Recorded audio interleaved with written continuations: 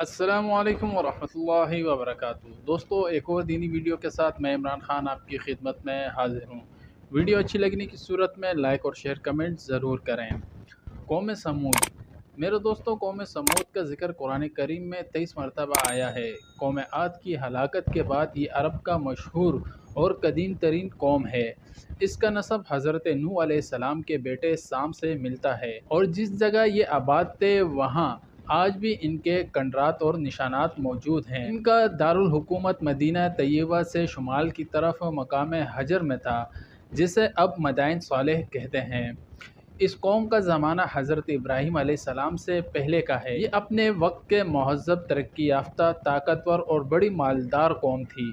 پہاڑوں کو تراش کر بڑی بڑی عمارتیں بنانا اور سنگ تراشوں کو بھاری مزدوری دے کر بڑے بڑے بت بنوانا ان کی زندگی کا محبوب مشغلہ تھا۔ ان کے دلوں میں بتوں کی اتنی عقیدت اور محبت پیدا ہو گئی تھی کہ اللہ رب العزت کو چھوڑ کر انہی کی پوجا کو اپنی نجات کا ذریعہ سمجھ لیا۔ جب اس قوم کی شرک اور بت پرستی حد سے بڑھ گئی تو اللہ رب العزت نے ان کی ہدایت اور اصلاح کے لیے حضرت صالح علیہ السلام کو رسول بنا کر بھیجا۔ حضرت صالح علیہ السلام حضرت ہود علیہ السلام کے تقریباً 100 سال بعد آئے۔ قرآن مجید میں ان کا تذکرہ 8 جگہوں پر آیا ہے۔ اللہ رب العزت نے انہیں قوم سمود کی ہدایت اور رہنمائی کے لیے بھیجا۔ اس قوم کو اپنی شان و شوکت، عزت و بڑائی، شرک اور بت پرستی پر بڑا ناز تھا۔ حضرت صالح علیہ السلام نے انہیں نصیحت کرتے ہوئے فرمایا، اے لوگو، تم صرف اللہ کی عبادت کرو، اس کے سوا کوئی بندگی کے لائق نہیں۔ وہ اس پیغام حق کو سن کر نفرت کا اظہار کرنے لگے اور حجت بازی کرتے ہوئے نبوت کی سچائی کے لیے پہاڑ سے حاملہ اونٹنی نکلنے کا مطالبہ کرنے لگے۔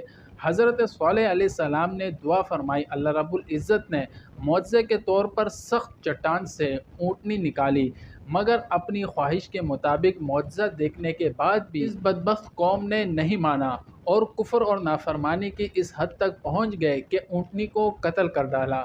اور اسی پر بس نہیں کیا بلکہ حضرت صالح علیہ السلام کو قتل کرنے کا منصوبہ بنا لیا۔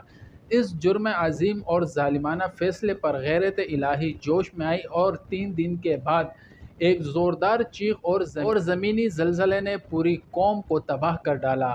اس کے بعد حضرت صالح علیہ السلام ایمان والوں کے ساتھ فلسطین ہجرت کر گئے۔ دوستوں، اسی کے ساتھ ایک دو چھوٹی حدیثیں بیان کر کے اپنی ویڈیو کا اختتام کرتا ہوں۔ رسول صلی اللہ علیہ وسلم نے فرمایا، بالوں کے لیے مہندی استعمال کرو کیونکہ یہ تمہاری جوانی، حسن و جمال اور مردانہ قوت بڑھاتا ہے۔ دوستو، قرآن کریم سب سے بڑا معجزہ ہے جو آپ صلی اللہ علیہ وسلم کو دیا گیا۔ بخاری کی حدیث ہے کہ خود رسول صلی اللہ علیہ وسلم فرماتے ہیں، جتنے پیغمبر گزرے ہیں ان میں سے ہر ایک کو ایسے معجزے دیے گئے جن کو دیکھ کر لوگ ایمان لائے۔ بعد کے زمانے میں ان کا کوئی اثر نہ رہا، اور مجھ کو جو معجزہ اللہ رب العزت نے دیا وہ قرآن ہے، جس کو وحی کے ذریعے مجھ پر اتارا گیا۔ اس کا اثر قیامت تک باقی رہے گا، تو مجھے امید ہے کہ قیامت کے دن میرے ماننے والوں کی تعداد دوسرے پیغمبروں کے ماننے والوں سے زیادہ ہوگی۔ اور اسی کے ساتھ دوستوں، میں اپنی ویڈیو کا اختتام کرتا ہوں۔ وما علینا الا البلاغ۔